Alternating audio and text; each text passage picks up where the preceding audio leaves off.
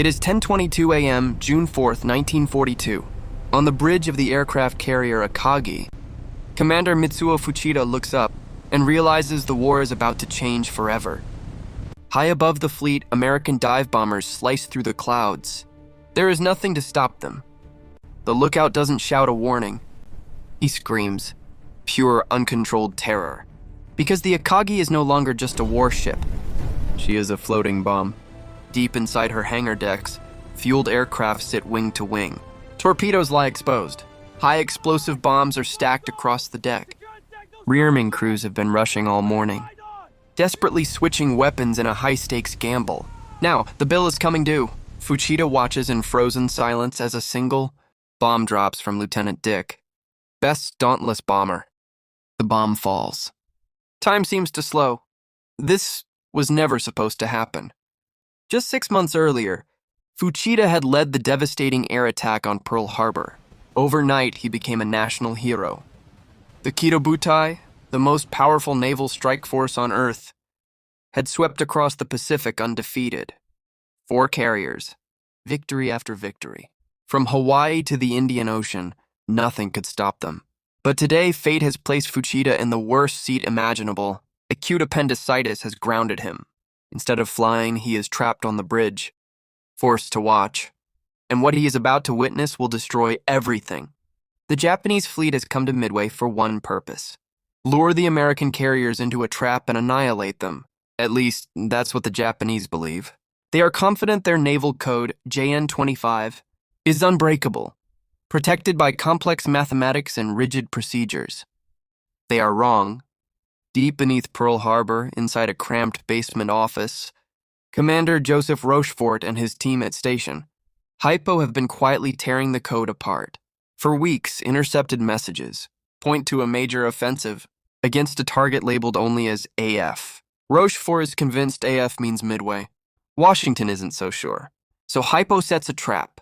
Midway is ordered to send an unencrypted radio message reporting that its water distillation plant has failed. Days later, Japanese code traffic reports that AF is short on fresh water. The debate is over.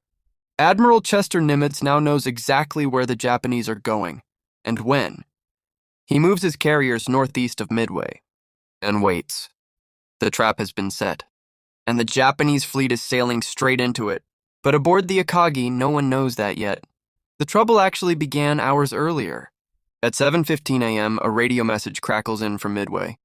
Japanese strike leader Lieutenant Tominaga reports the island's defenses are still intact.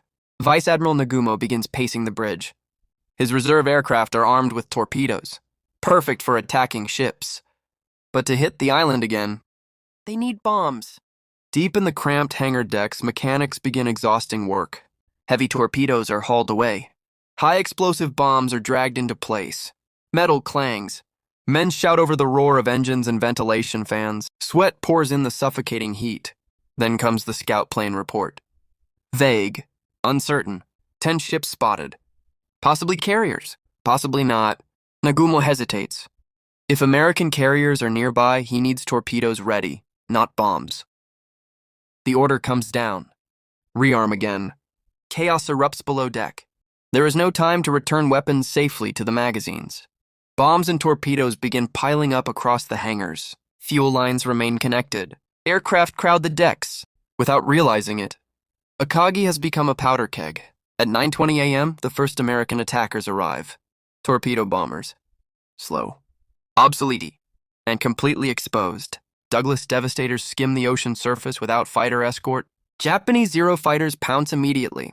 From the bridge, Fuchida watches the slaughter unfold. Zeros dive to wave-top height. Tracer fire rips across the water. One by one, American planes fall burning into the sea. Not a single torpedo hits. On the bridge, officers relax. Another easy victory. But Fuchida notices something unsettling.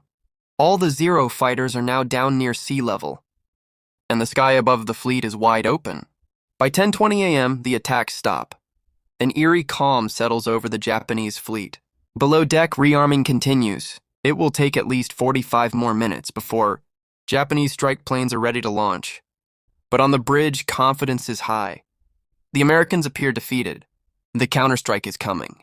And then, 10:22 a.m., the moment Fuchida will never forget. His eyes lock onto the falling bomb. It punches through the flight deck near the midship elevator and detonates inside the upper hangar. The explosion is blinding. The shockwave lifts Fuchida off his feet and slams him into the bulkhead. Then comes the nightmare. The bomb has landed in the worst possible place, among fueled aircraft, stacked torpedoes, live bombs. Fire erupts instantly. Fuel ignites. Ordnance begins detonating in a chain reaction of catastrophic blasts. The massive carrier shudders violently. Fuchida struggles to his knees. Pain shoots through his body. Something is badly broken. Smoke pours upward through the shattered elevator shaft. Nearby, Admiral Nagumo stands frozen, face drained of color. He cannot speak. He cannot process what is happening. Fuchida staggers to the railing and looks out. To starboard, Kaga is burning. To port, Soryu is engulfed in smoke. In just 6 minutes, 3 Japanese carriers have been mortally wounded, not by overwhelming force, but by a handful of perfectly timed bombs.